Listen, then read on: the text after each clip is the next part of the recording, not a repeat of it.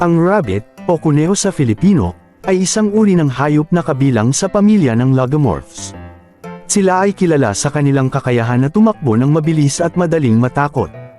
Ang mga rabbit ay may malalaking tainga na labis na sensitibo at nagbibigay sa kanila ng mahusay na pandinig upang maagap na mapansin ang anumang banta sa kanilang kaligtasan.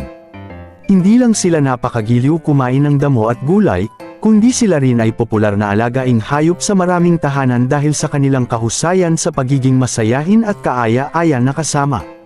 Isa pang kilala na katangian ng rabbit ay ang kanilang bilis sa pagpaparami.